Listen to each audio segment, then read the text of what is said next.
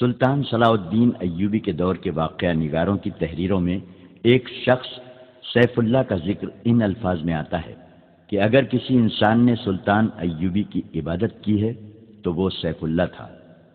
سلطان ایوبی کے گہرے دوست اور دست راست بہاؤالدین شداد کی اس ڈائری میں، جو آج بھی عربی زبان میں محفوظ ہے، سیف اللہ کا ذکر ذرا تفصیل سے ملتا ہے۔ یہ شخص جس کا نام کسی باقاعدہ تاریخ میں نہیں ملتا، سلطان صلاح الدین ایوبی کی وفات کے بعد 17 سال زندہ رہا۔ واقعہ نگار لکھتے ہیں کہ اس نے عمر کے یہ آخری 17 سال سلطان ایوبی کی قبر کی مجاوری میں گزار دیے تھے۔ اس نے وصیت کی تھی کہ وہ مر جائے تو اسے سلطان کے ساتھ دفن کیا جائے، مگر سیف اللہ کی کوئی حیثیت نہیں تھی۔ وہ ایک گمنام انسان تھا جسے عام قبرستان میں دفن کیا گیا، اور وہ وقت جلد ہی آ گیا کہ اس قبرستان پر انسانوں نے بستی آباد کر لی اور قبرستان کا نام و نشان مٹا ڈالا۔ تاریخی لحاظ سے سیف اللہ کی اہمیت یہ تھی کہ وہ سمندر پار سے صلاح الدین ایوبی کو قتل کرنے آیا تھا۔ اس وقت اس کا نام میگنانا ماریوس تھا۔ اس نے اسلام کا صرف نام سنا تھا، اسے کچھ علم نہیں تھا کہ اسلام کیسا مذہب ہے۔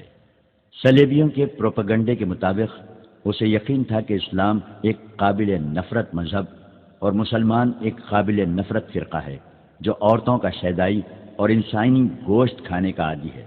لہذا میگنانا ماریوس جب کبھی مسلمان کا لفظ سنتا تھا تو وہ نفرت سے تھوک لیا کرتا تھا۔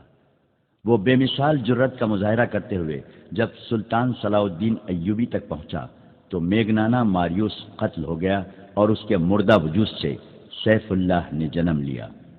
تاریخ میں ایسے حکمرانوں کی کمی نہیں جنہیں قتل کیا گیا یا جن پر قاتلانہ حملے ہوئے، لیکن سلطان صلاح الدین ایوبی تاریخ کی ان معدود چند شخصیتوں میں سے ہے جسے قتل کرنے کی کوششیں دشمنوں نے بھی کی اور اپنوں نے بھی، بلکہ اپنوں نے اسے قتل کرنے کی غیروں سے زیادہ سازشیں کی۔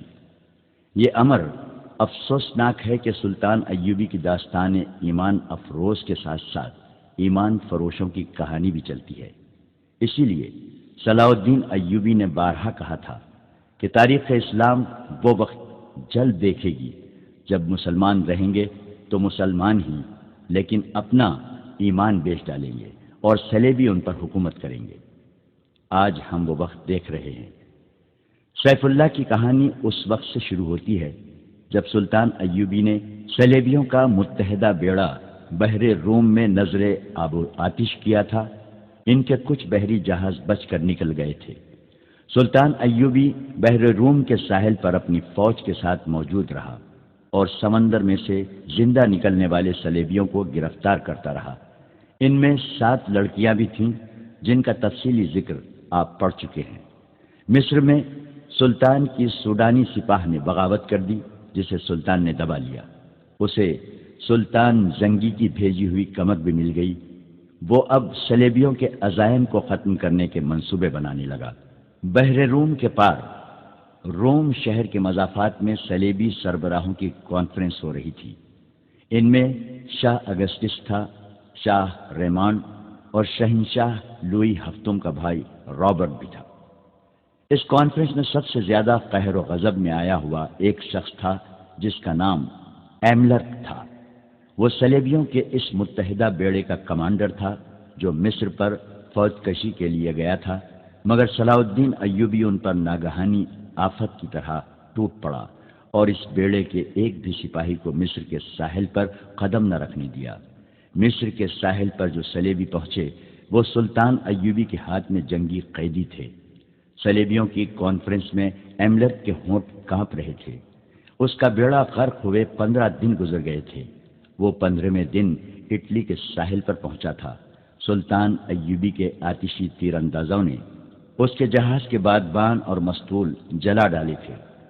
یہ تو اس کی خوش قسمتی تھی کہ اس کے ملاحوں اور سپاہیوں نے آگ پر قابو پا لیا تھا اور وہ جہاز کو بچا لے گئے تھے، مگر بادبانوں کے بغیر جہاز سمندر پر ڈولتا رہا۔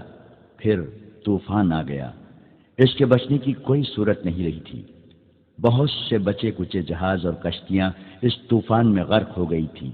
یہ ایک معجزہ تھا کہ ایملر کا جہاز ڈولتا، بھٹکتا، ڈوب ڈوب کر ابھرتا اٹلی کے ساحل سے جا لگا تھا۔ اس میں اس کے ملاحوں کا بھی کمال شامل تھا۔ انہوں نے چپوؤں کے زور پر جہاز کو قابو میں رکھا تھا۔ ساحل پر پہنچتے ہی اس نے ان تمام ملاحوں اور سپاہوں کو بے دریغ انعام دیا۔ صلیبی سربراہ وہیں اس کے منتظر تھے۔ وہ اس پر غور کرنا چاہتے تھے کہ انہیں دھوکہ کس نے دیا ہے۔ ظاہر ہے کہ شک سوڈانی سالار ناجی پر ہی ہو سکتا تھا۔ اسی کے خط کے مطابق انہوں نے حملے کے لیے بیڑا روانہ کیا تھا، مگر ان کے ساتھ ناجی کا تحریری رابطہ پہلے بھی موجود تھا۔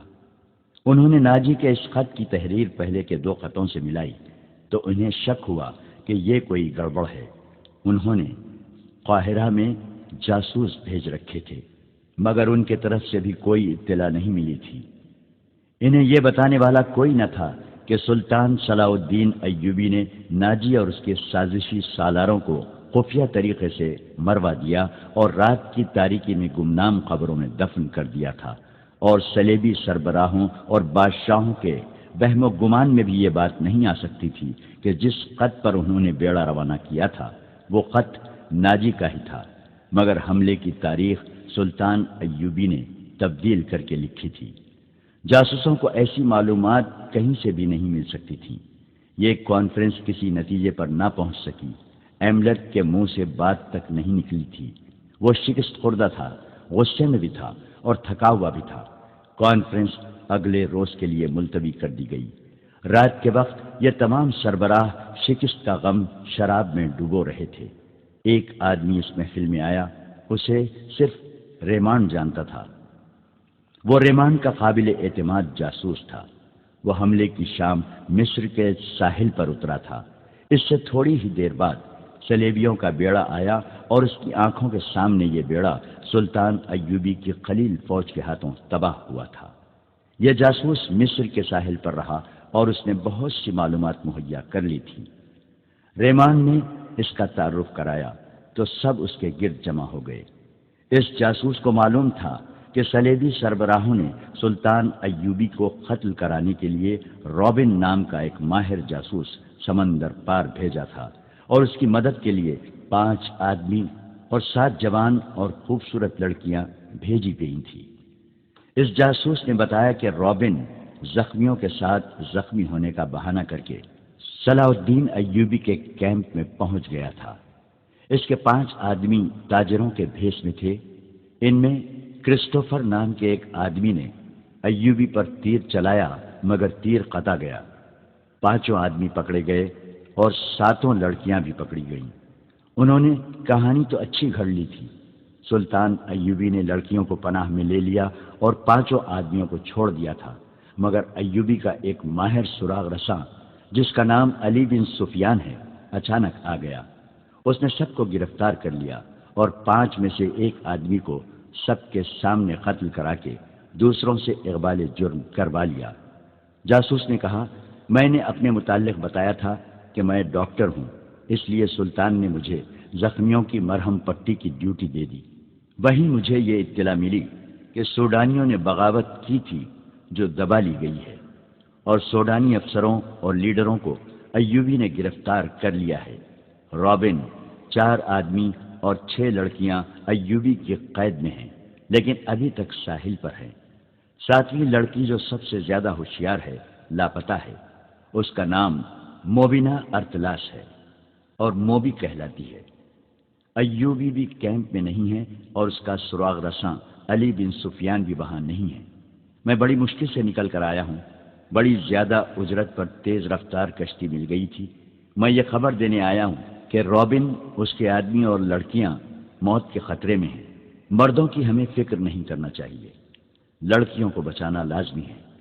آپ جانتے ہیں کہ سب جوان ہیں اور چنی ہوئی خوبصورت ہیں۔ مسلمان ان کا جو حال کر رہے ہوں گے اس کا تصور آپ کر سکتے ہیں۔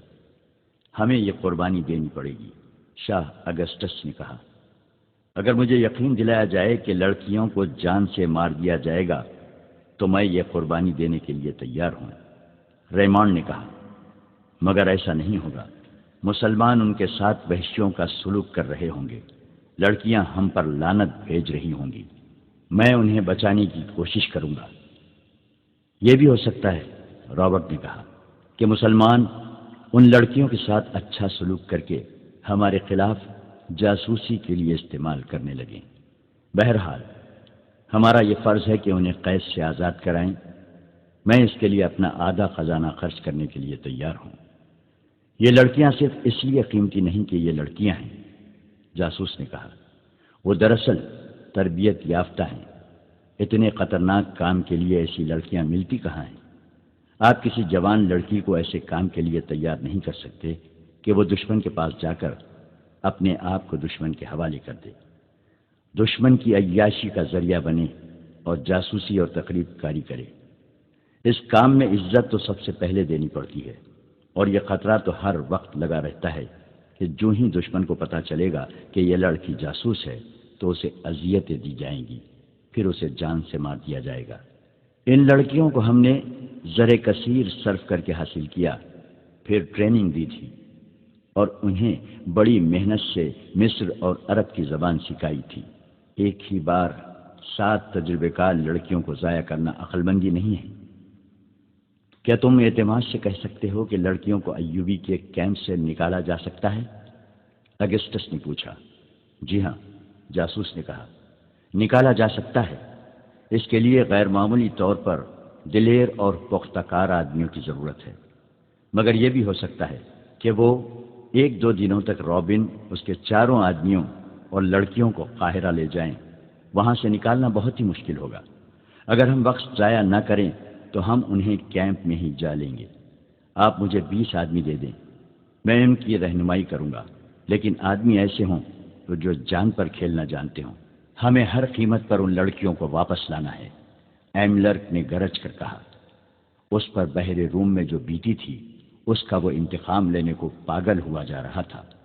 وہ صلیبیوں کے متحدہ بیڑے اور اس بیڑے میں سوار لشکر کا سپریم کمانڈر بن کر اس امید پر گیا تھا کہ مصر کی فتح کا صحرا اس کے سر بندھے گا، مگر صلاح الدین ایوبی نے اسے مصر کے ساحل کے قریب بھی نہ جانے دیا۔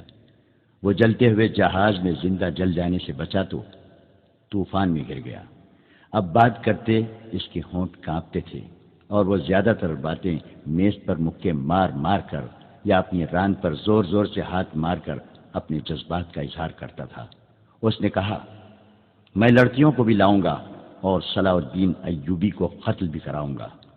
میں انہی لڑکیوں کو مسلمانوں کی سلطنت کی جڑیں کھوکھلی کرنے کے لیے استعمال کروں گا۔ میں سچے دل سے آپ کی تائید کرتا ہوں شاہ ایملرک، ریمانڈ نے کہا۔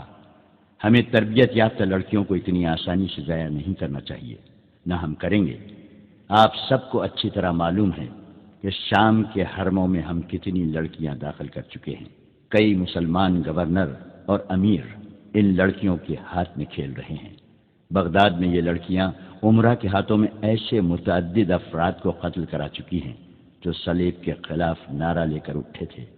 مسلمانوں کی خلافت کو ہم نے عورت اور شراب سے 3 حصوں میں تقسیم کر دیا ہے۔ ان میں اعتماد نہیں رہا، وہ عیش و عشرت میں غرق ہوتے جا رہے ہیں۔ صرف 2 آدمی ہیں جو اگر زندہ رہے تو ہمارے لیے مستقل خطرہ بنے رہیں گے، ایک نور الدین زنگی اور دوسرا صلاح الدین ایوبی۔ اگر ان دونوں میں سے ایک بھی زیادہ دیر تک زندہ رہا تو ہمارے لیے اسلام کو ختم کرنا آسان نہیں ہوگا۔ اگر صلاح الدین ایوبی نے سوڈانیوں کی بغاوت دبا لی ہے تو اس کا مطلب یہ ہے کہ یہ شخص اس حد سے زیادہ خطرناک ہے جس حد تک ہم اسے سمجھتے رہے ہیں۔ ہمیں میدان جنگ سے ہٹ کر تقریب کاری کا محاذ بھی کھولنا پڑے گا۔ مسلمانوں میں تفرقہ اور بے اطمینانی پھیلانے کے لیے ہمیں ان لڑکیوں کی ضرورت ہے۔ ہمیں اپنے کامیاب تجربوں سے فائدہ اٹھانا چاہیے۔ لوئی ہفتم کے بھائی رابرٹ نے کہا، عرب میں ہم مسلمانوں کی کمزوریوں سے فائدہ اٹھا چکے ہیں۔ مسلمان عورت، شراب اور دولت سے اندھا ہو جاتا ہے۔ مسلمان کو مارنے کا بہترین طریقہ یہ ہے کہ اسے مسلمان کے ہاتھوں مرواؤ۔ مسلمان کو ذہنی عیاشی کا سامان مہیا کر دو تو وہ اپنے دین اور ایمان سے دستبردار ہو جاتا ہے۔ تم مسلمانوں کا ایمان آسانی سے خرید سکتے ہو، اس نے عرب کے کئی عمرا اور وزراء کی مثالیں دی جنہیں صلیبیوں نے عورت، شراب اور دولت سے خرید لیا تھا، انہیں اپنا درپردہ دوست بنا لیا تھا۔ کچھ دیر مسلمانوں کی کمزوریوں کے متعلق باتیں ہوئیں، پھر لڑکیوں کو آزاد کرانے کے عملی پہلوؤں پر غور ہوا۔ آخر یہ طے پایا کہ 20 نہایت دلیر آدمی اس کام کے لیے روانہ کیے جائیں اور وہ اگلی شام تک روانہ ہو جائیں۔ اسی وقت 4-5 کمانڈروں کو بلایا گیا، انہیں اصل مقصد اور مہم بتا کر کہا گیا کہ 20 آدمی منتخب کریں۔ کمانڈروں نے تھوڑی دیر اس مہم کے خطروں کے متعلق بحث مباحثہ کیا۔ ایک کمانڈر نے کہا، ہم پہلے ہی ایک ایسی فورس تیار کر رہے ہیں جو مسلمانوں کے کیمپوں پر شب خون مارا کرے گی اور ان کی متحرک فوج پر بھی رات کو حملے کر کے پریشان کرتی رہے گی۔ اس فورس کے لیے ہم نے چند ایک آدمی منتخب کیے ہیں، لیکن یہ آدمی 100% قابل اعتماد ہونے چاہیے۔ اگسٹس نے کہا، وہ ہماری تمہاری نظروں سے اوجھل ہو کر یہ کام کریں گے، اور یہ بھی ہو سکتا ہے کہ وہ کچھ بھی نہ کریں اور واپس آ کر کہیں کہ وہ بہت کچھ کر آئے ہیں۔ آپ یہ سن کر حیران ہوں گے، ایک کمانڈر نے کہا، کہ ہماری فوج میں ایسے سپاہی بھی ہیں جنہیں ہم نے جیل خانوں سے حاصل کیا ہے۔ یہ ڈاکو، چور اور رہزن تھے، انہیں بڑی بڑی لمبی سزائیں دی گئی تھیں، انہیں جیل خانوں میں مرنا ہی تھا۔ ہم نے ان سے بات کی تو وہ جوش و خروش سے فوج میں آ گئے۔ آپ کو شاید یہ معلوم کر کے بھی حیرت ہو کہ ناکام حملے میں ان سزا یافتہ مجرموں نے بڑی بہادری سے کئی جہاز بچائے ہیں۔ میں لڑکیوں کو مسلمانوں سے آزاد کرانے کی مہم میں ایسے 3 آدمی بھیجوں گا۔ مورخوں نے لکھا ہے کہ مسلمانوں میں عیش و عشرت کا رجحان بڑھ گیا اور اتحاد ختم ہو رہا تھا۔ عیسائیوں نے مسلمانوں کو اخلاقی تباہی تک پہنچانے میں ذہنی عیاشی کا ہر سامان مہیا کیا۔ اب انہیں یہ توقع تھی کہ مسلمانوں کو ایک ہی حملے میں ختم کر دیں گے، چنانچہ ان کے خلاف عیسائی دنیا میں نفرت کی طوفانی مہم چلائی گئی اور ہر کسی کو اسلام کے خلاف جنگ میں شریک ہونے کی دعوت دی گئی۔ اس کے جواب میں معاشرے کے ہر شعبے کے لوگ صلیبی لشکر میں شامل ہونے لگے۔ ان میں پادری بھی شامل ہوئے اور عادی مجرم بھی گناہوں سے توبہ کر کے مسلمانوں کے خلاف مسلح ہو گئے۔ بعض ملکوں کے جیل خانوں میں جو مجرم لمبی قید کی سزائیں بھگت رہے تھے وہ بھی فوج میں بھرتی ہو گئے۔ ان مجرموں کے متعلق عیسائیوں کا تجربہ غالباً اچھا تھا، جس کے پیش نظر ایک کمانڈر نے لڑکیوں کو آزاد کرانے اور سلطان صلاح الدین ایوبی کو قتل کرنے کے لیے قیدی مجرموں کا انتخاب کیا تھا۔ صبح تک 20 انتہائی دلیر اور ذہین آدمی چن لیے گئے۔ ان میں میگنانا ماریوس بھی تھا، جسے روم کے جیل خانے سے لایا گیا تھا۔ اس جاسوس کو جو ڈاکٹر کے بہروپ میں سلطان ایوبی کے کیمپ میں رہا اور فرار ہو آیا تھا، اس کو کمانڈو پارٹی کا کمانڈر اور گائیڈ مقرر کیا گیا۔ اس پارٹی کو یہ مشن دیا گیا کہ لڑکیوں کو مسلمانوں کی قید سے نکالنا ہے۔ اگر رابن اور اس کے 4 ساتھیوں کو بھی آزاد کرایا جا سکے تو کرا لینا، ورنہ ان کے لیے کوئی خطرہ مول لینے کی ضرورت نہیں۔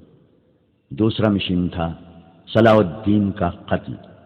اس پارٹی کو کوئی عملی ٹریننگ نہ دی گئی، صرف زبانی ہدایت اور ضروری ہتھیار دے کر اسی روز ایک بادبانی کشتی میں ماہی گیروں کے بھیس میں روانہ کر دیا گیا۔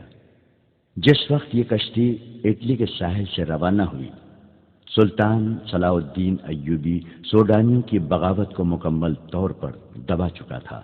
سوڈانیوں کے بہت سے کماندار مارے گئے یا زخمی ہو گئے تھے اور بہت سے سلطان ایوبی کے دفتر کے سامنے کھڑے تھے۔ انہوں نے ہتھیار ڈال کر شکست اور سلطان ایوبی کی اطاعت قبول کر لی تھی۔ وہ سلطان کے حکم کے منتظر تھے۔ سلطان اندر بیٹھا اپنے سالاروں وغیرہ کو احکام دے رہا تھا۔ علی بن سفیان بھی موجود تھا۔ اس فتح میں اس کا بہت بڑا دخل تھا۔ صلیبیوں کو شکست دینے میں بھی اس کے نظام جاسوسی نے بہت کام کیا تھا، بلکہ یہ دونوں کامیابیاں جاسوسی کے نظام کی ہی کامیابیاں تھیں۔ سلطان ایوبی کو جیسے اچانک کچھ یاد آ گیا ہو، اس نے علی بن سفیان سے کہا، علی، ہمیں ان جاسوس لڑکیوں اور ان کے ساتھیوں کے متعلق سوچنے کا وقت ہی نہیں ملا۔ وہ ابھی تک ساحل پر قیدی کیمپ میں ہیں۔ ان سب کو فوراً یہاں لانے کا بندوبست کرو اور طے خانے میں ڈال دو۔ میں ابھی پیغام بھجوا دیتا ہوں، علی بن سفیان نے کہا۔ ان سب کو یہاں پہرے میں بلا لیتا ہوں۔ سلطان، آپ شاید 7ویں لڑکی کو بھول گئے ہیں۔ وہ سوڈانیوں کے کماندار بالیان کے پاس تھی۔ اسی لڑکی سے جاسوسوں اور بغاوت کا انکشاف ہوا تھا۔ میں دیکھ رہا ہوں کہ بالیان ان کمانداروں میں نہیں ہیں جو باہر موجود ہیں، اور وہ زخمیوں میں بھی نہیں ہے، اور وہ مرے ہوئے لوگوں میں بھی نہیں ہے۔ مجھے شک ہے کہ 7ویں لڑکی، جس کا نام فخر المصری نے مووی بتایا تھا، بالیان کے ساتھ کہیں روپوش ہو گئی ہے۔ اپنا شک رفع کرو علی، سلطان ایوبی نے کہا۔ یہاں مجھے اب تمہاری ضرورت نہیں ہے۔ بالیان لاپتہ ہے تو وہ بحر روم کی طرف نکل گیا ہوگا۔ صلیبیوں کے سوا اسے اور کون پناہ دے سکتا ہے؟ بہرحال ان جاسوسوں کو تہہ خانوں میں ڈالو اور اپنے جاسوس فوراً تیار کر کے سمندر پار بھیج دو۔ زیادہ ضروری تو یہ ہے کہ اپنے جاسوس اپنے ہی ملک میں پھیلا دیے جائیں۔ یہ مشورہ دینے والا سلطان نور الدین زنگی کی بھیجی ہوئی فوج کا سالار تھا۔ اس نے کہا، ہمیں صلیبیوں کی طرف سے اتنا خطرہ نہیں ہے جتنا اپنے مسلمان امرا سے ہے۔ اپنے جاسوس ان کے حرموں میں داخل کر دیے جائیں تو بہت سی سازشیں بے نقاب ہوں گی۔ اس نے تفصیل سے بتایا کہ یہ خود ساختہ حکمران کس طرح صلیبیوں کے ہاتھوں میں کھیل رہے ہیں۔ سلطان زنگی اکثر پریشان رہتے ہیں کہ باہر کے حملوں کو روکیں یا اپنے گھر کو اپنے ہی چراغ سے جلنے سے بچائیں۔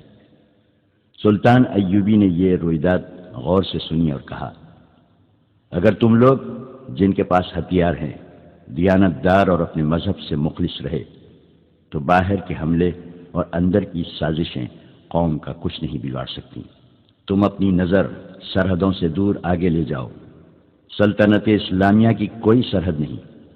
تم نے جس روز اپنے آپ کو اور خدا کے اس عظیم مذہب اسلام کو سرحدوں میں پابند کر لیا، اس روز سے یوں سمجھو کہ تم اپنے ہی قید خانے میں قید ہو جاؤ گے۔ پھر تمہاری سرحدیں سکڑنے لگے گی۔ اپنی نظریں بحر روم سے آگے لے جاؤ۔ سمندر تمہارا راستہ نہیں روک سکتے۔ گھر کے چراغوں سے نہ ڈرو، یہ تو ایک پھونک سے گل ہو جائیں گے۔ ان کی جگہ ہم ایمان کے چراغ روشن کریں گے۔ ہمیں امید ہے کہ ہم ایمان فروشی کو روک لیں گے سلطان محترم، سالار نے کہا۔ ہم مایوس نہیں، صرف 2 لعنتوں سے بچو میرے عزیز رفیقو، سلطان ایوبی نے کہا، مایوسی اور ذہنی عیاشی۔ انسان پہلے مایوس ہوتا ہے، پھر ذہنی عیاشی کے ذریعے راہ فرار اختیار کرتا ہے۔ اس دوران علی بن سفیان جا چکا تھا۔ اس نے فوراً ایک قاصد بحر روم کے کیمپ کی طرف اس پیغام کے ساتھ روانہ کر دیا کہ رابن اس کے 4 ساتھیوں اور لڑکیوں کو گھوڑوں یا اونٹوں پر سوار کر کے 20 محافظوں کے پہرے میں دارالحکومت کو بھیج دو۔ قاصد کو روانہ کر کے اس نے اپنے ساتھ 6-7 سپاہی لیے اور کماندار بالیان کی تلاش میں نکل گیا۔ اس نے ان سوڈانی کمانداروں سے جو باہر بیٹھے تھے بالیان کے متعلق پوچھ لیا تھا۔ سب نے کہا تھا کہ اسے لڑائی میں کہیں بھی نہیں دیکھا گیا تھا، اور نہ ہی وہ اس فوج کے ساتھ گیا تھا جو بحر روم کی طرف سلطان کی فوج پر حملہ کرنے کے لیے بھیجی گئی تھی۔ علی بن سفیان بالیان کے گھر گیا تو وہاں اس کی 2 بوڑھی خادماؤں کے سوا اور کوئی نہ تھا۔ انہوں نے بتایا کہ بالیان کے گھر میں 5 لڑکیاں تھیں۔ ان میں جس کی عمر ذرا زیادہ ہو جاتی تھی وہ اسے غائب کر دیتا اور اس کی جگہ جوان لڑکی لے آتا تھا۔ ان خادماؤں نے بتایا کہ بغاوت سے پہلے اس کے پاس ایک فرنگی لڑکی آئی تھی جو غیر معمولی طور پر خوبصورت اور ہوشیار تھی۔ بالیان اس کا غلام ہو گیا تھا۔ بغاوت کے 1 روز بعد جب سوڈانیوں نے ہتھیار ڈال دیے تو بالیان رات کے وقت گھوڑے پر سوار ہوا اور دوسرے گھوڑے پر اس فرنگی لڑکی کو سوار کیا، اور معلوم نہیں دونوں کہاں روانہ ہو گئے۔ ان کے ساتھ 7 گھوڑ سوار تھے۔ حرم کی لڑکیوں کے متعلق بوڑھیوں نے بتایا کہ وہ گھر میں جو ہاتھ لگا اٹھا کر لے چلی گئیں۔ علی بن سفیان وہاں سے واپس ہوا تو ایک گھوڑا سر پر دوڑتا آیا اور علی بن سفیان کے سامنے رک گیا۔ اس پر فخر المصری سوار تھا۔ کود کر گھوڑے سے اترا اور ہانپتی کانپتی آواز میں بولا، میں آپ کے پیچھے آیا ہوں۔ میں بھی اسی بدبخت بالیان اور اس کافر لڑکی کو ڈھونڈ رہا تھا۔ میں ان سے انتقام لوں گا۔ جب تک ان دونوں کو اپنے ہاتھوں ختم نہیں کر لوں گا مجھے چین نہیں آئے گا۔ میں جانتا ہوں وہ کدھر گئے ہیں۔ میں نے ان کا پیچھا کیا ہے، لیکن ان کے ساتھ 7 مسلح محافظ ہیں۔ میں اکیلا تھا۔ وہ بحر روم کی طرف جا رہے ہیں، مگر عام راستے سے ہٹ کر جا رہے ہیں۔ اس نے علی بن سفیان کے گھٹنوں پر ہاتھ رکھ کر کہا، خدا کے لیے مجھے صرف 4 سپاہی دے دیں، میں ان کے تعاقب میں جاؤں گا اور انہیں ختم کر کے آؤں گا۔ علی بن سفیان نے اسے اس وعدے سے ٹھنڈا کیا کہ وہ اسے 4 کی بجائے 20 سوار دے گا۔ وہ ساحل سے آگے اتنی جلدی نہیں جا سکتے، میرے ساتھ رہو۔ علی بن سفیان مطمئن ہو گیا کہ یہ تو پتہ چل گیا ہے کہ وہ کس طرف گئے ہیں۔ اس وقت بالیان اس سلیبی لڑکی کے ساتھ، جس کا نام موبی تھا، ساحل کی طرف جانے والے عام راستے سے ہٹ کر دور جا چکا تھا۔ ان علاقوں سے وہ اچھی طرح واقف تھا۔ اسے معلوم نہیں تھا کہ سوڈانی فوج اور اس کے کمانداروں کو صلاح الدین ایوبی نے معافی دے دی ہے۔ ایک تو وہ سلطان کے اطاعت سے بھاگ رہا تھا، اور دوسرے یہ کہ وہ موبی جیسی حسین لڑکی کو نہیں چھوڑنا چاہتا تھا۔ وہ سمجھتا تھا کہ دنیا کی حسین لڑکیاں صرف مصر اور سوڈان میں ہی ہیں، مگر اٹلی کی اس لڑکی کے حسن اور دلکشی نے اسے اندھا کر دیا تھا۔ اس کی خاطر وہ اپنا رتبہ، اپنا مذہب اور اپنا ملک ہی چھوڑ رہا تھا۔ لیکن اسے یہ معلوم نہیں تھا کہ موبی اس سے جان چھڑانے کی کوشش کر رہی ہے۔ وہ جس مقصد کے لیے آئی تھی وہ ختم ہو چکا تھا۔ گو مقصد تباہ ہو گیا تھا، تاہم موبی اپنا کام کر چکی تھی۔ اس کے لیے اس نے اپنے جسم اور اپنی عزت کی قربانی دی تھی۔ وہ ابھی تک اپنی عمر سے دگنی عمر کے آدمی کی عیاشی کا ذریعہ بنی ہوئی تھی۔ بالیان اس خوش فہمی میں مبتلا تھا کہ موبی اسے بری طرح چاہتی ہے، مگر موبی اس سے نفرت کرتی تھی۔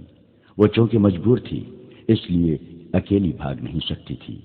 وہ اس مقصد کے لیے بالیان کو ساتھ لیے ہوئے تھی کہ اسے اپنی حفاظت کی ضرورت تھی۔ اسے بحر روم پار کرنا تھا یا رابن تک پہنچنا تھا۔ اسے معلوم نہیں تھا کہ رابن اور اس کے ساتھی، جو تاجروں کے بھیس میں تھے، پکڑے جا چکے ہیں۔ اس مجبوری کے تحت وہ بالیان کے ہاتھ میں کھلونا بنی ہوئی تھی۔ وہ کئی بار اسے کہہ چکی تھی کہ تیز چلو اور پڑاؤ کم کرو ورنہ پکڑے جائیں گے، لیکن بالیان جہاں اچھی سایہ دار جگہ دیکھتا رک جاتا۔ اس نے شراب کا ذخیرہ اپنے ساتھ رکھ لیا تھا۔ ایک رات موبی نے ایک ترکیب سوچی۔ اس نے بالیان کو اتنی زیادہ پلا دی کہ وہ بے سدھ ہو گیا۔ ان کے ساتھ جو 7 محافظ تھے وہ کچھ پرے سو گئے تھے۔ موبی نے دیکھا تھا کہ ان میں سے ایک ایسا ہے جو جوان ہے اور سب پر چھایا رہتا ہے۔ بالیان زیادہ تر اسی کے ساتھ ہر بات کیا کرتا تھا۔ موبی نے اسے جگایا اور تھوڑی دور لے گئی۔ اس سے کہا، تم اچھی طرح جانتے ہو کہ میں کون ہوں، کہاں سے آئی ہوں اور یہاں کیوں آئی تھی۔ میں تم لوگوں کے لیے مدد لائی تھی تاکہ تم صلاح الدین ایوبی جیسے غیر ملکیوں سے آزاد ہو سکو، مگر تمہارا یہ کماندار بالیان اس قدر عیاش آدمی ہے کہ اس نے شراب پی کر بدمست ہو کر میرے جسم کے ساتھ کھیلنا شروع کر دیا۔ بجائے اس کے کہ وہ عقل مندی سے بغاوت کا منصوبہ بناتا اور فتح حاصل کرتا، اس نے مجھے اپنی حرم کی لونڈی بنا لیا اور اندھا دھند فوج کو 2 حصوں میں تقسیم کر کے ایسی لاپرواہی سے حملہ کروایا کہ ایک ہی رات میں تمہاری اتنی بڑی فوج ختم ہو گئی۔ تمہاری شکست کا ذمہ دار یہ شخص ہے۔ اب یہ میرے ساتھ صرف عیاشی کے لیے جا رہا ہے اور مجھے کہتا ہے کہ میں اسے سمندر پار لے جاؤں، اسے اپنی فوج میں رتبہ دلاؤں اور اس کے ساتھ شادی کر لوں، مگر مجھے اس شخص سے نفرت ہے۔ میں نے فیصلہ کیا ہے کہ اگر مجھے شادی ہی کرنی ہے اور اپنے ملک میں جا کر اسے فوج میں رتبہ دلانا ہے تو مجھے ایسے آدمی کا انتخاب کرنا چاہیے جو میرے دل کو اچھا لگے۔ وہ آدمی تم ہو۔ تم جوان ہو، دلیر ہو، عقل مند ہو۔ میں نے جب سے تمہیں دیکھا ہے تمہیں چاہ رہی ہوں۔ مجھے اس بوڑھے سے بچاؤ، میں تمہاری ہوں۔ سمندر پار چلو، فوج کا رتبہ اور مال و دولت تمہارے قدموں میں ہوگا، مگر اس آدمی کو یہی ختم کرو۔ دیکھو وہ سویا ہوا ہے، اسے ختم کر دو اور آؤ نکل چلیں۔ اس نے محافظ کے گلے میں باہیں ڈال دی۔ محافظ اس کے حسن میں گرفتار ہو گیا۔ اس نے دیوانہ وار لڑکی کو اپنے بازوؤں میں جکڑ لیا۔ موبی اس جادوگری کی ماہر تھی، وہ ذرا پرے ہٹ گئی۔ محافظ اس کی طرف بڑھا تو عقب سے ایک برچھی اس کی پیٹھ میں اتر گئی۔ اس کے منہ سے ہائے نکلی اور وہ پہلو کے بل لڑک گیا۔ برچھی اس کی پیٹھ سے نکلی اور اسے آواز سنائی دی، نمک حرام، نمک حرام کو زندہ رہنے کا حق نہیں۔ لڑکی کی چیخ نکل گئی۔ وہ اٹھی اور اتنا ہی کہنے پائی تھی کہ تم نے اسے قتل کر دیا ہے کہ پیچھے سے ایک ہاتھ نے اس کے بازو کو جکڑ لیا اور جھٹکا دے کر اپنے ساتھ لے لیا۔ اسے بالیان کے پاس پھینک کر کہا، ہم اس شخص کے پالے ہوئے دوست ہیں، ہماری زندگی اسی کے ساتھ ہے، تم ہم میں سے کسی کو اس کے خلاف گمراہ نہیں کر سکتی۔ جو گمراہ ہوا اس نے سزا پالی ہے۔ بالیان شراب کے نشے میں بے ہوش پڑا تھا۔ تم لوگوں نے یہ بھی سوچا ہے کہ تم کہاں جا رہے ہو؟ موبی نے پوچھا۔ سمندر میں ڈوبنے، ایک نے جواب دیا۔ تمہارے ساتھ ہمارا کوئی تعلق نہیں ہے، جہاں تک بالیان جائے گا ہم وہیں تک جائیں گے۔ اور وہ دونوں جا کر لیٹ گئے۔ دوسرے دن بالیان جاگا تو اسے رات کا واقعہ بتایا گیا۔ موبی نے کہا کہ وہ مجھے جان کی دھمکی دے کر اپنے ساتھ لے گیا تھا۔ بالیان نے اپنے محافظوں کو شاباشی دی۔ اس کی یہ بات سنی انسنی کر دی کہ یہ لڑکی اسے گمراہ کر کے لے گئی تھی اور انہوں نے اس کی باتیں سنی تھیں۔ وہ موبی کے حسن اور شراب میں مدہوش ہو کر سب کچھ بھول گیا۔ موبی نے اسے ایک بار پھر کہا کہ تیز چلنا چاہیے، مگر بالیان نے پرواہ نہ کی۔ وہ اپنے آپ میں نہیں تھا۔ موبی اب آزاد نہیں ہو سکتی تھی۔ اس نے دیکھ لیا تھا کہ یہ لوگ اپنے دوستوں کو قتل کرنے سے بھی گریز نہیں کرتے۔ علی بن سفیان نے نہ جانے کیا سوچ کر ان کا تعاقب نہ کیا۔ بغاوت کے بعد کے حالات کو معمول پر لانے کے لیے وہ سلطان ایوبی کے ساتھ بہت مصروف ہو گیا تھا۔ ساحل کے کیمپ سے رابن، ان کے 4 ساتھیوں اور 6 لڑکیوں کو 15 محافظوں کی گارڈ میں قاہرہ کے لیے روانہ کر دیا گیا۔ قاصد ان سے پہلے روانہ ہو چکا تھا۔ قیدی اونٹوں پر سوار تھے اور گارڈ گھوڑوں پر۔ وہ معمول کی رفتار پر جا رہے تھے اور معمول کے مطابق پڑاؤ کر رہے تھے۔ وہ بے خوف و خطر جا رہے تھے۔ وہاں کسی دشمن کے حملے کا ڈر نہیں تھا۔ قیدی نہتے تھے اور ان میں 6 لڑکیاں تھیں۔ کسی کے بھاگنے کا بھی ڈر نہیں تھا، مگر وہ یہ بھول رہے تھے کہ یہ قیدی تربیت یافتہ جاسوس ہیں، بلکہ یہ لڑاکا جاسوس تھے۔ ان میں جو تاجروں کے بھیس میں پکڑے گئے تھے وہ چنے ہوئے تیر انداز اور تیغزن تھے، اور لڑکیاں محض لڑکیاں نہیں تھیں جنہیں وہ کمزور عورت ذات سمجھ رہے تھے۔ ان لڑکیوں کی جسمانی دلکشی، یورپی رنگت کی جاذبیت، جوانی اور ان کی بے حیائی ایسے ہتھیار تھے جو اچھے اچھے جابر حکمرانوں سے ہتھیار ڈلوا لیتے تھے۔ محافظوں کا کمانڈر مصری تھا۔ اس نے دیکھا کہ ان 6 میں سے ایک لڑکی اس کی طرف دیکھتی رہتی ہے، اور وہ جب اسے دیکھتا ہے تو لڑکی کے ہونٹوں پر مسکراہٹ آ جاتی ہے۔ یہ مسکراہٹ اس مصری کو موم کر رہی تھی۔ شام کے وقت انہوں نے پہلا پڑاؤ کیا تو سب کو کھانا یاد آ گیا۔ اس لڑکی نے کھانا نہ کھایا۔ کمانڈر کو بتایا گیا تو اس نے لڑکی کے ساتھ بات کی۔ لڑکی اس کی زبان بولتی اور سمجھتی تھی۔ لڑکی کے آنسو نکل آئے۔ اس نے کہا کہ وہ اس کے ساتھ علیحدگی میں بات کرنا چاہتی ہے۔ رات کو جب سب سو گئے تو کمانڈر اٹھا۔ اس نے لڑکی کو جگایا اور الگ لے گیا۔ لڑکی نے اسے بتایا کہ وہ ایک مظلوم لڑکی ہے۔ اسے فوجیوں نے ایک گھر سے اغوا کیا اور اپنے ساتھ رکھا، پھر اسے جہاز میں اپنے ساتھ لائے جہاں وہ ایک افسر کی داشتہ بنی رہی۔ دوسری لڑکیوں کے متعلق اس نے بتایا کہ ان کے ساتھ اس کی ملاقات جہاز میں ہوئی تھی، انہیں بھی اغوا کر کے لایا گیا تھا۔ اچانک جہازوں پر آگ برسنے لگی اور جہاز چلنے لگا۔ ان لڑکیوں کو ایک کشتی میں بٹھا کر سمندر میں ڈال دیا گیا۔ کشتی انہیں اس ساحل پر لے آئی جہاں انہیں جاسوس سمجھ کر قید میں ڈال دیا گیا۔ یہ وہی کہانی تھی جو تاجروں کے بھیس میں جاسوسوں نے ان لڑکیوں کے متعلق صلاح الدین ایوبی کو سنائی تھی۔ مصری گارڈ کمانڈر کو معلوم نہیں تھا، وہ یہ کہانی پہلی بار سن رہا تھا۔ اسے تو حکم ملا تھا کہ یہ خطرناک جاسوس ہیں، انہیں قاہرہ لے جا کر سلطان کے ایک خفیہ محکمے کے حوالے کرنا ہے۔ اس حکم کے پیش نظر وہ ان لڑکیوں کی یا اس لڑکی کی کوئی مدد نہیں کر سکتا تھا۔ اس نے اس لڑکی کو اپنی مجبوری بتا دی۔ اسے معلوم نہیں تھا کہ لڑکی کی ترکش میں ابھی بہت سے تیر باقی ہیں۔ لڑکی نے کہا، میں تم سے کوئی مدد نہیں مانگتی، تم اگر میری مدد کرو گے تو میں تمہیں روک دوں گی، کیونکہ تم مجھے بہت اچھے لگتے ہو۔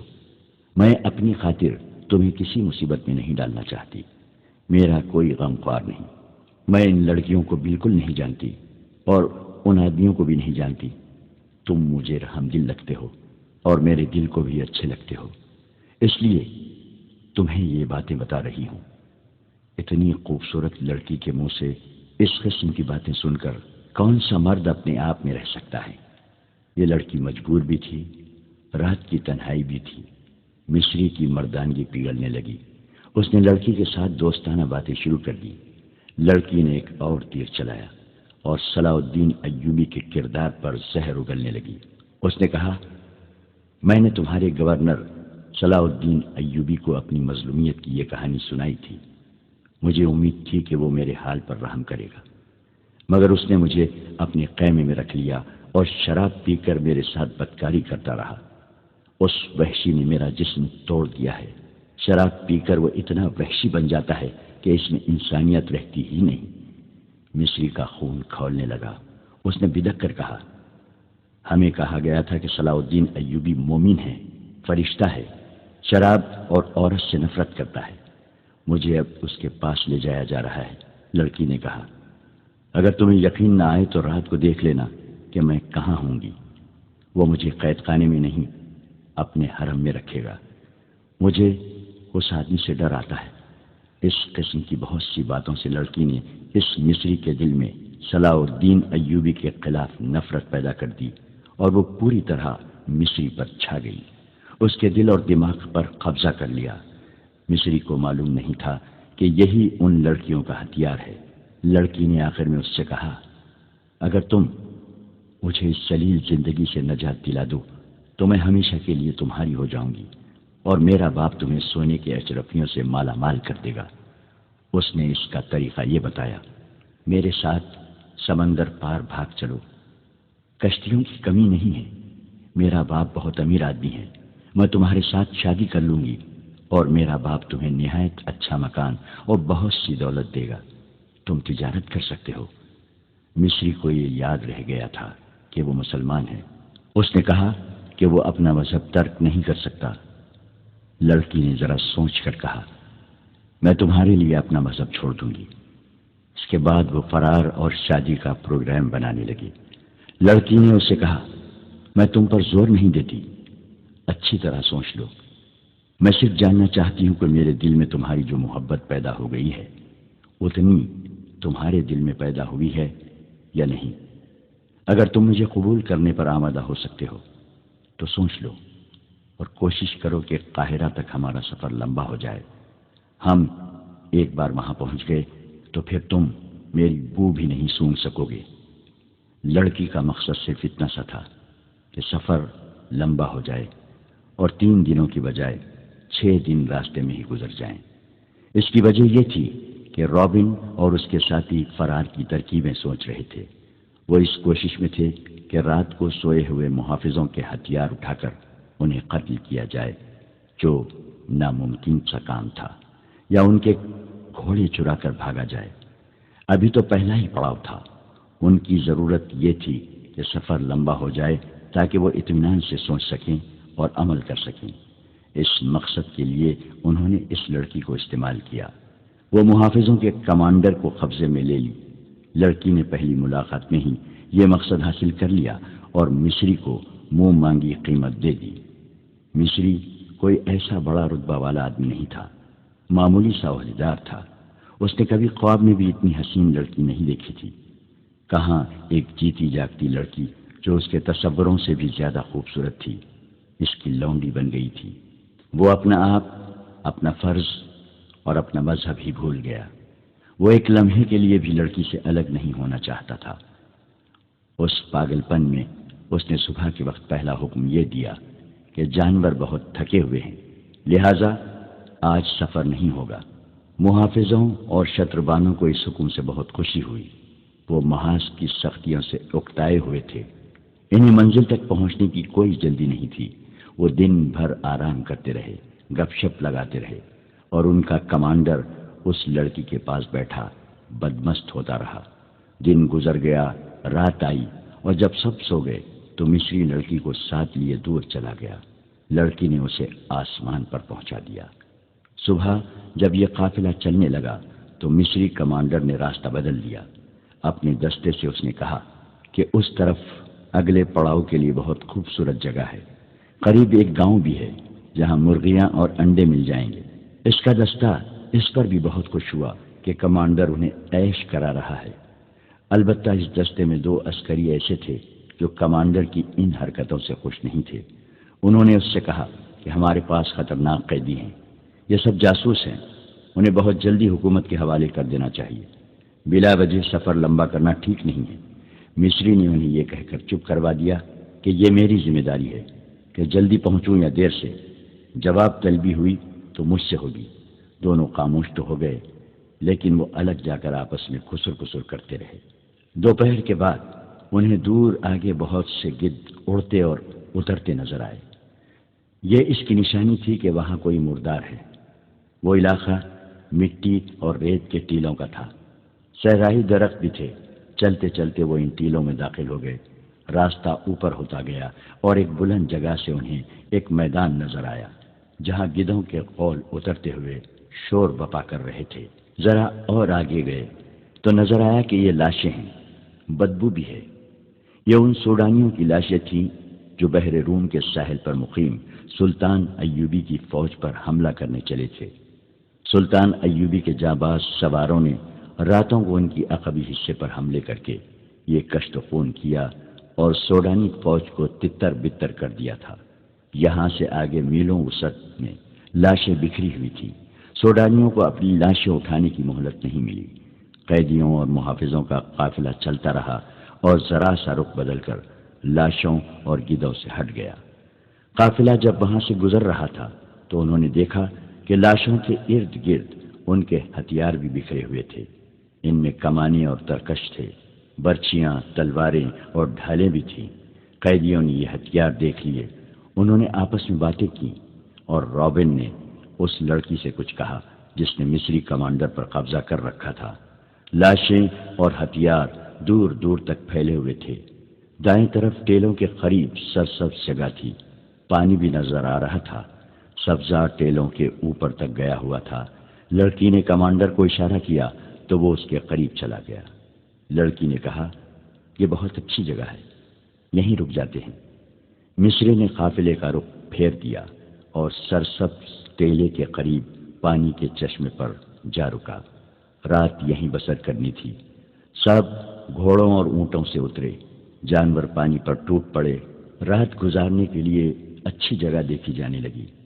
2 ٹیلوں کے درمیان جگہ کشادہ بھی تھی اور وہاں سبزہ بھی تھا۔ یہی جگہ منتخب کر لی گئی۔ جب رات کا اندھیرا گہرا ہوا تو سب سو گئے۔ مصری جاگ رہا تھا اور لڑکی بھی جاگ رہی تھی۔ اس رات اسے خاص طور پر جاگنا اور مصری کمانڈر کو پوری طرح مدہوش کرنا تھا۔ اسے جب خراٹوں کی آوازیں سنائی دینے لگیں تو وہ مصری کے پاس چلی گئی۔ اسی لڑکی کی خاطر وہ سب سے الگ اور دور ہٹ کر لیٹا تھا۔ لڑکی اسے ٹیلے کے اوٹ میں لے گئی اور وہاں سے اور زیادہ دور جانے کی خواہش ظاہر کی۔ مصری اس کی خواہشوں کا غلام ہو گیا تھا۔ اسے احساس تک نہ تھا کہ آج رات لڑکی اسے ایک خاص مقصد کے لیے دور لے جا رہی ہے۔ وہ اس کے ساتھ ساتھ چلتا رہا اور لڑکی اسے 3 ٹیلوں سے بھی پرے لے گئی اور رکی اور مصری کو باہوں میں لے لیا۔ مصری بے خود ہو گیا۔ ادھر رابن نے جب دیکھا کہ کمانڈر جا چکا ہے اور دوسرے محافظ گہری نیند سوئے ہوئے ہیں تو اس نے لیٹے لیٹے اپنے ایک ساتھی کو جگایا۔ اس نے ساتھ والے کو جگایا۔ اس طرح رابن کے 4 ساتھی جاگ اٹھے۔ محافظ ان سے ذرا دور سوئے ہوئے تھے۔ مصری کمانڈر کو لڑکی نے اتنا بے پرواہ کر دیا تھا کہ رات کو وہ سنتری کھڑا نہیں کرتا تھا۔ پہلے رابن پیٹ کے بل رینگتا محافظوں سے دور چلا گیا۔ اس کے بعد اس کے 4 ساتھی بھی چلے گئے۔ ٹیلے کی اوٹ میں ہو کر وہ تیز تیز چلنے لگے اور لاشوں تک پہنچ گئے۔ ٹٹول ٹٹول کر انہوں نے 3 کمانے اور ترکش اٹھائے اور ایک ایک برچھی اٹھا لی۔ اسی مقصد کے لیے انہوں نے لڑکی سے کہا تھا کہ وہ کمانڈر سے کہے کہ یہاں پڑاؤ کیا جائے۔ وہ ہتھیار لے کر واپس ہوئے۔ اب وہ اکٹھے تھے۔ وہ سوئے ہوئے محافظوں کے قریب جا کھڑے ہوئے۔ رابن نے ایک محافظ کے سینے میں برچھی مارنے کے لیے برچھی ذرا سا اوپر اٹھائی، باقی 4 بھی ایک محافظ کے سر پر کھڑے تھے۔ یہ نہایت کامیاب چال تھی۔ وہ بیک وقت 4 محافظوں کو ختم کر سکتے تھے اور باقی 11 کے سنبھلنے تک انہیں بھی ختم کرنا مشکل نہیں تھا۔ پیچھے 3 شتربان تھے اور مصری کمانڈر۔ وہ آسان شکار تھے۔ رابن نے جو ہی برچھی اوپر اٹھائی، زناٹا سا سنائی دیا اور ایک تیر رابن کے سینے میں اتر گیا۔ اس کے ساتھ ہی ایک تیر رابن کے ایک ساتھی کے سینے میں لگا۔ وہ ڈولے۔ ان کے 3 ساتھی ابھی دیکھ ہی رہے تھے کہ یہ کیا ہوا کہ 2 اور تیر آئے اور 2 اور قیدی اوندھے ہو گئے۔ آخری قیدی بھاگنے کے لیے پیچھے کو مڑا ہی تھا کہ ایک تیر اس کے پہلو میں اتر گیا۔ یہ کام اتنی خاموشی سے ہو گیا کہ ان محافظوں میں سے کسی کی آنکھ ہی نہ کھلی، جن کے سروں پر موت آن کھڑی ہوئی تھی۔ تیر انداز آگے آئے۔ انہوں نے مشعلیں روشن کی۔ یہ وہ 2 محافظ تھے جنہوں نے اپنے کمانڈر سے کہا تھا کہ انہیں منزل پر جلدی پہنچنا چاہیے۔ وہ دیانتدار تھے۔ وہ سوئے ہوئے تھے۔ جب 4 قیدی ان کے قریب سے گزرے تو ان میں سے ایک کی آنکھ کھل گئی تھی۔ اس نے اپنے ساتھی کو جگایا اور قیدیوں کا تعاقب دبے پاؤں کیا۔ انہوں نے یہ ارادہ کیا تھا کہ اگر قیدیوں نے بھاگنے کی کوشش کی تو انہیں تیروں سے ختم کر دیں گے، مگر اس سے پہلے وہ دیکھنا چاہتے تھے کہ یہ کیا کرتے ہیں۔ اندھیرے میں انہیں جو کچھ نظر آ رہا تھا وہ دیکھتے رہے۔ قیدی ہتھیار اٹھا کر واپس آئے تو دونوں محافظ آ کر ٹیلے کے ساتھ چھپ کر بیٹھ گئے۔ جو ہی قیدیوں نے محافظ کو برچھیاں مارنے کے لیے برچھیاں اٹھائیں، انہوں نے تیر چلا دیے، پھر 4 کو ختم کر دیا۔ انہوں نے اپنے کمانڈر کو آواز دی تو اسے لاپتہ پایا۔ اس آواز سے لڑکیاں جاگ اٹھی اور باقی محافظ بھی جاگے۔ لڑکیوں نے اپنے آدمیوں کی لاشیں دیکھی۔ ہر ایک لاش میں ایک تیر اترا ہوا تھا۔ لڑکیاں خاموشی سے لاشوں کو دیکھتی رہیں۔ انہیں معلوم تھا کہ یہ آدمی آج رات کیا کریں گے۔ مصری کمانڈر وہاں نہیں تھا اور ایک لڑکی بھی غائب تھی۔ محافظوں کو معلوم نہیں تھا کہ جب ان قیدی جاسوسوں کے سینوں میں تیر داخل ہوئے تھے، بالکل اسی وقت ان کے مصری کمانڈر کی پیٹھ میں ایک خنجر اتر گیا تھا۔ اس کی لاش تیسرے ٹیلے کے ساتھ پڑی تھی۔ اس رات صحرا کی ریت خون کی پیاسی معلوم ہوتی تھی۔ مصری کمانڈر اپنے محافظ دستے اور قیدیوں سے بے خبر اس لڑکی کے ساتھ چلا گیا اور لڑکی اسے خاصا دور لے گئی تھی۔ اسے معلوم تھا کہ اس کے ساتھی ایک خونی ڈرامہ کھیلیں گے۔ لڑکی مصری کو ایک ٹیلے کے ساتھ لے کے بیٹھ گئی۔ اسی ٹیلے سے ذرا پرے بالیان اور اس کے 6 محافظوں نے پڑاؤ ڈال رکھا تھا۔ ان کے گھوڑے کچھ دور بندھے ہوئے تھے۔ بالیان موبی کو ساتھ لیے ٹیلے کی طرف آ گیا۔ اس کے ہاتھ میں شراب کی بوتل تھی۔ موبی نے نیچے بچھانے کے لیے دری اٹھا رکھی تھی۔ بالیان محافظوں سے دور جا کر عیش و عشرت کرنا چاہتا تھا۔ اس نے دری بچھا دی اور موبی کو اپنے ساتھ بٹھا لیا۔ وہ بیٹھے ہی تھے کہ رات کے سکوت میں انہیں قریب سے کسی کی باتوں کی آوازیں سنائی دیں۔ وہ چونکے اور دم سادھ کر سننے لگے۔ آواز کسی لڑکی کی تھی۔ بالیان اور موبی دبے پاؤں اس طرف آئے اور ٹیلے کی اوٹ سے دیکھا۔ انہیں 2 سائے بیٹھے ہوئے نظر آئے۔ صاف پتہ چلتا تھا کہ ایک عورت ہے اور ایک مرد۔ موبی اور زیادہ قریب آ گئی اور غور سے باتیں سننے لگی۔ مصری کمانڈر کے ساتھ اس لڑکی نے ایسی واضح باتیں کی کہ موبی کو یقین ہو گیا کہ یہ اس کی ساتھی لڑکی ہے، اور یہ بھی واضح ہو گیا کہ اسے قاہرہ لے جایا جا رہا ہے۔ مصری نے جو حرکتیں اور باتیں کی وہ تو بالکل ہی صاف تھی، کسی شک کی گنجائش نہیں تھی۔ موبی جان گئی کہ یہ مصری اس لڑکی کو اس کی مجبوری کے عالم میں عیاشی کا ذریعہ بنا رہا ہے۔ موبی نے یہ بالکل نہ سوچا کہ ارد گرد کوئی اور بھی ہوگا، اور اس نے جو ارادہ کیا ہے اس کا نتیجہ کیا ہوگا۔ اس نے پیچھے ہٹ کر بالیان کے کان میں کہا، یہ مصری ہے اور یہ میرے ساتھ کی ایک لڑکی کے ساتھ عیش کر رہا ہے۔ اس لڑکی کو بچا لو۔ یہ مصری تمہارا دشمن ہے اور لڑکی تمہاری دوست۔ اس نے بالیان کو اور زیادہ بھڑکانے کے لیے کہا، یہ بڑی خوبصورت لڑکی ہے، اسے بچا لو اور اپنے سفری حرم میں اضافہ کر لو۔ بالیان شراب پیے ہوئے تھا۔ اس نے کمربند سے خنجر نکالا اور بہت تیزی سے آگے بڑھ کر خنجر مصری کمانڈر کی پیٹھ میں گھونپ دیا۔ خنجر نکال کر اسی تیزی سے ایک اور وار کیا۔ لڑکی مصری سے آزاد ہو کر اٹھ کھڑی ہوئی۔ موبی دوڑی اور اسے آواز دی۔ وہ دوڑ کر موبی سے لپٹ گئی۔ موبی نے اس سے پوچھا کہ دوسری کہاں ہے؟ اس نے رابن اور دوسرے ساتھیوں کے متعلق بھی بتایا اور یہ بھی کہا کہ وہ 15 محافظوں کے پہرے میں ہیں۔ بالیان دوڑتا گیا اور اپنے 6 ساتھیوں کو بلا لایا۔ ان کے پاس کمانیں اور دوسرے ہتھیار تھے۔ اتنے میں قیدیوں کے محافظوں میں سے ایک اپنے مصری کمانڈر کو آوازیں دیتا ادھر آیا۔ بالیان کے ایک ساتھی نے تیر چلایا اور اس محافظ کو ختم کر دیا۔ وہ لڑکیوں نے اپنی جگہ لے جانے کے لیے آگے آگے چل پڑی۔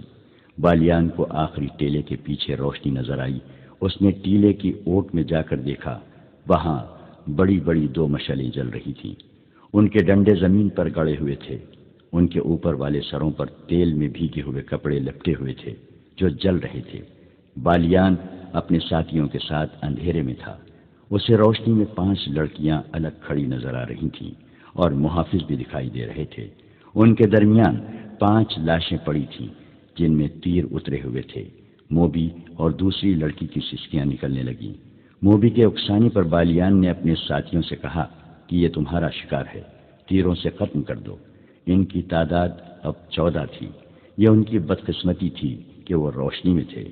بالیان کے ساتھیوں نے کمانوں میں تیر ڈالے اور تمام تیر ایک ہی بار کمانوں سے نکلے۔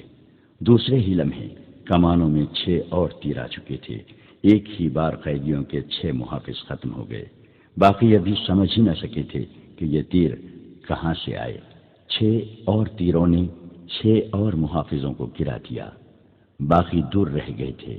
ان میں سے ایک اندھیرے میں غائب ہو گیا، دوسرا ذرا سست نکلا اور وہ بھی سوڈانیوں کے بیک وقت 3 تیروں کا شکار ہو گیا۔ 3 شتربان رہ گئے تھے جو سامنے نہیں تھے۔ وہ اندھیرے میں کہیں ادھر ادھر ہو گئے۔ مشعلوں کی روشنی میں اب لاشیں ہی لاشیں نظر آ رہی تھیں۔ ہر لاش ایک ایک تیر لیے ہوئے تھی اور ایک میں 3 تیر پیوست تھے۔ موبی دوڑ کر لڑکیوں سے ملی۔ اتنے میں انہیں ایک گھوڑے کے سر پر دوڑنے کی آواز سنائی دی جو دور نکل گئی۔ بالیان نے کہا، یہاں رکنا ٹھیک نہیں، ان میں ایک بچ کر نکل گیا ہے، وہ قاہرہ کی سمت گیا ہے، فوراً یہاں سے نکلو۔ انہوں نے محافظوں کے گھوڑے کھولے اور اپنی جگہ گئے۔ وہاں جا کر دیکھا ایک گھوڑا غائب تھا۔ اسے بچ کر نکل جانے والا محافظ لے گیا تھا۔ وہ اپنے گھوڑوں تک نہیں جا سکا تھا، چھپ کر ادھر چلا گیا جہاں اسے 8 گھوڑے بندھے نظر آئے۔ زینیں پاس ہی پڑی تھی۔ اس نے ایک گھوڑے پر زین کسی اور بھاگ نکلا۔ بالیان نے 14 گھوڑوں پر زینیں کسوائیں، سامان 2 گھوڑوں پر لادا، باقی گھوڑے ساتھ لیے اور روانہ ہو گئے۔ لڑکیوں نے موبی کو سنایا کہ ان پر کیا بیتی ہے اور انہیں کہاں لے جایا جا رہا تھا۔ انہوں نے یہ بھی بتایا کہ رابن اور اس کے ساتھی لاشوں کے ہتھیار اٹھانے گئے تھے، مگر معلوم نہیں وہ کس طرح مارے گئے۔ موبی نے کہا، ایوبی کے کیمپ میں میری اور رابن کی ملاقات اچانک ہو گئی تھی۔ اس نے کہا تھا کہ مجھے یوں نظر آ رہا ہے کہ یسوع مسیح کو ہماری کامیابی منظور ہے، ورنہ ہم اس طرح خلاف توقع نہ ملتے۔ آج ہماری ملاقات بالکل خلاف توقع ہو گئی ہے، لیکن میں یہ نہیں کہوں گی کہ یسوع مسیح کو ہماری کامیابی منظور ہے۔ خدائے یسوع مسیح ہم سے ناراض معلوم ہوتا ہے۔ ہم نے جس کام میں ہاتھ ڈالا وہ چوپٹ ہوا۔ بحر روم میں ہماری فوج کو شکست ہوئی اور مصر میں ہماری دوست سوڈانی فوج کو شکست ہوئی۔ ادھر رابن اور کرسٹوفر جیسے دلیر اور قابل آدمی اور ان کے اتنے اچھے ساتھی مارے گئے۔ معلوم نہیں ہمارا انجام کیا ہوگا۔ ہمارے جیتے جی تمہیں کوئی ہاتھ لگا نہیں سکتا۔ بالیان نے کہا، میرے شیروں کا کمال تم نے دیکھ لیا۔ جس وقت قیدیوں کا قافلہ لاشوں کے پاس ٹیلوں میں رکا تھا، اس وقت ساحل پر سلطان ایوبی کی فوج کے کیمپ میں 3 آدمی داخل ہوئے۔ وہ اٹلی کی زبان بولتے تھے۔ ان کا لباس اٹلی کے دیہاتیوں جیسا تھا۔ ان کی زبان کوئی نہیں سمجھتا تھا۔ اٹلی کے جنگی قیدیوں سے معلوم کیا گیا۔ انہوں نے بتایا کہ یہ اٹلی سے آئے ہیں اور اپنی لڑکیوں کو ڈھونڈتے پھر رہے ہیں۔ یہ یہاں کے سالار سے ملنا چاہتے ہیں۔ انہیں بہاؤالدین شداد کے پاس پہنچا دیا گیا۔ صلاح الدین ایوبی کی غیر حاضری میں شداد کیمپ کمانڈر تھا۔ اٹلی کا ایک جنگی قیدی بلایا گیا۔ وہ مصر کی زبان بھی جانتا تھا۔ اس کی وساست سے ان آدمیوں کے ساتھ باتیں ہوئیں۔ ان 3 آدمیوں میں ایک ادھیڑ عمر تھا اور 2 جوان تھے۔ تینوں نے ایک ہی جیسی بات سنائی۔ تینوں کی ایک ایک جوان بہن کو صلیبی فوج ان کے گھروں سے اٹھا لائے تھے۔ انہیں کسی نے بتایا تھا کہ وہ لڑکیاں مسلمانوں کے کیمپ میں پہنچ گئی ہیں۔ یہ اپنی بہنوں کی تلاش میں آئے تھے۔ انہیں بتایا گیا کہ یہاں 7 لڑکیاں آئی تھیں۔ انہوں نے یہی کہانی سنائی تھی، مگر 7ویں جاسوس نکلی۔ ان تینوں نے کہا کہ ہماری بہنوں کا جاسوسی کے ساتھ کوئی تعلق نہیں ہے۔ ہم تو غریب اور مظلوم لوگ ہیں، کسی سے کشتی مانگ کر اتنی دور آئے ہیں۔ ہم غریبوں کی بہنیں جاسوسی کی جرت کیسے کر سکتی ہیں؟ ہمیں ان 7 لڑکیوں کا کچھ پتہ نہیں، معلوم نہیں وہ کون ہوں گی۔ ہم تو اپنی بہنوں کو ڈھونڈ رہے ہیں، ہمارے پاس اور کوئی لڑکی نہیں۔ شداد نے بتایا، یہی 7 لڑکیاں تھیں جن میں سے ایک لاپتہ ہو گئی تھی، اور باقی 6 کو پرسوں صبح یہاں سے روانہ کر دیا گیا ہے۔ اگر انہیں دیکھنا چاہتے ہو تو قاہرہ چلے جاؤ۔ ہمارا سلطان رحم دل انسان ہے، تمہیں لڑکیاں دکھا دے گا۔ نہیں، ایک نے کہا، ہماری بہنیں جاسوس نہیں، وہ 7 کوئی اور ہوں گی۔ ہماری بہنیں سمندر میں ڈوب گئی ہوں گی، یا ہمارے ہی فوجیوں نے انہیں اپنے پاس رکھا ہوا ہوگا۔ بہاؤالدین شداد نیک خصلت انسان تھا۔ اس نے ان دیہاتیوں کی مظلومیت سے متاثر ہو کر ان کی خاطر تواضع کی اور انہیں عزت سے رخصت کیا۔ اگر وہاں علی بن سفیان ہوتا تو ان تینوں کو اتنی آسانی سے نہ جانے دیتا۔ اس کی سراغ رسا نظریں بھانپ لیتی کہ یہ تینوں جھوٹ بول رہے ہیں۔ تینوں چلے گئے، کسی نے بھی نہ دیکھا کہ وہ کہاں گئے ہیں۔ وہ چلتے ہی چلے گئے اور شام تک چلتے ہی رہے۔ کیمپ سے دور جہاں کوئی خطرہ نہ تھا، وہ چٹانوں کے اندر چلے گئے۔ وہاں ان جیسے 18 آدمی بیٹھے ان کا انتظار کر رہے تھے۔ ان تینوں میں جو ادھیڑ عمر تھا وہ میگنانا ماریوس تھا۔ یہ صلیبیوں کی وہ کمانڈو پارٹی تھی جسے لڑکیوں کو آزاد کرانے اور اگر ممکن ہو سکے تو سلطان ایوبی کو قتل کرنے کا مشن دیا گیا تھا۔ ان تینوں نے کیمپ سے کچھ اور ضروری معلومات بھی حاصل کر لی تھیں۔ یہ بھی معلوم کر لیا تھا کہ صلاح الدین ایوبی یہاں نہیں، قاہرہ میں ہے۔ شداد کے ساتھ باتیں کرتے جہاں انہیں یہ معلوم ہو گیا تھا کہ لڑکیاں قاہرہ کو روانہ کر دی گئی ہیں، وہاں انہوں نے یہ بھی معلوم کر لیا تھا کہ ان کے ساتھ 5 مرد قیدی بھی ہیں۔ یہ پارٹی ایک بڑی کشتی میں آئی تھی۔ انہوں نے کشتی ساحل پر ایک ایسی جگہ باندھ دی تھی جہاں سمندر چٹان کو کاٹ کر اندر تک گیا ہوا تھا۔ ان لوگوں کو اب قاہرہ کے لیے روانہ ہونا تھا، مگر سواری نہیں تھی۔ یہ 3 آدمی جو کیمپ میں گئے تھے یہ بھی دیکھ آئے تھے کہ اس فوج کے گھوڑے اور اونٹ کہاں بندھے ہوئے ہیں۔ انہوں نے یہ بھی دیکھا تھا کہ کیمپ سے جانور چوری کرنا آسان نہیں۔ 21 گھوڑے یا اونٹ چوری نہیں کیے جا سکتے تھے۔ ابھی سورج طلوع ہونے میں بہت دیر تھی۔ وہ پیدل ہی چل پڑے۔ اگر انہیں سواری مل جاتی تو وہ قیدیوں کو راستے میں ہی جا لینے کی کوشش کرتے۔ اب وہ یہ سوچ کر پیدل چلے کہ قاہرہ میں جا کر قیدیوں کو چھڑانے کی کوشش کریں گے۔ سب جانتے تھے کہ یہ زندگی اور موت کی مہم ہے۔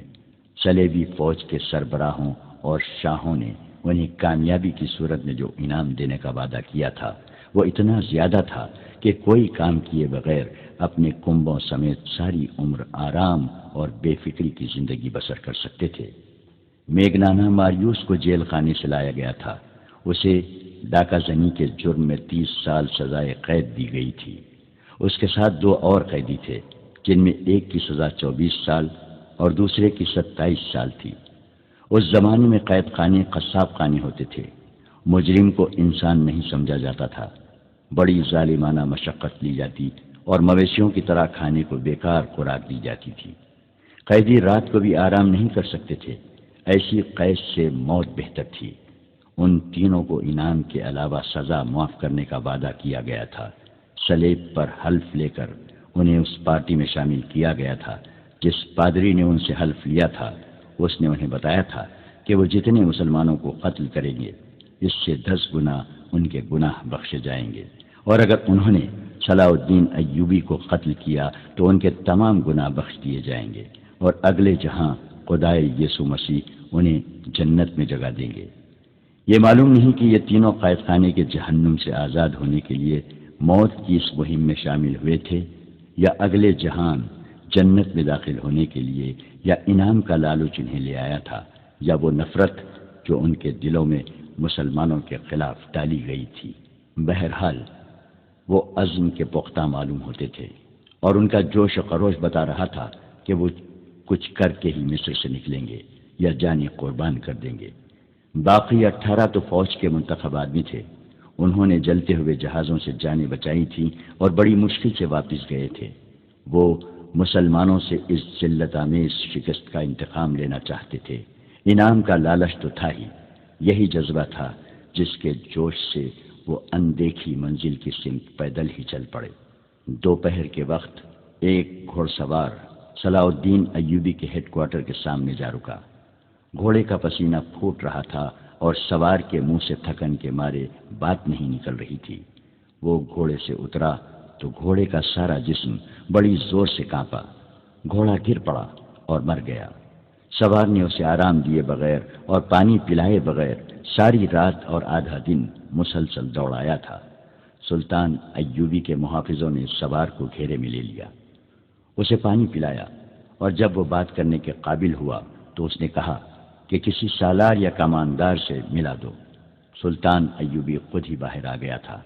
سوار اسے دیکھ کر اٹھا اور سلام کر کے کہا، سلطان کا اقبال بلند ہو، بری خبر لایا ہوں۔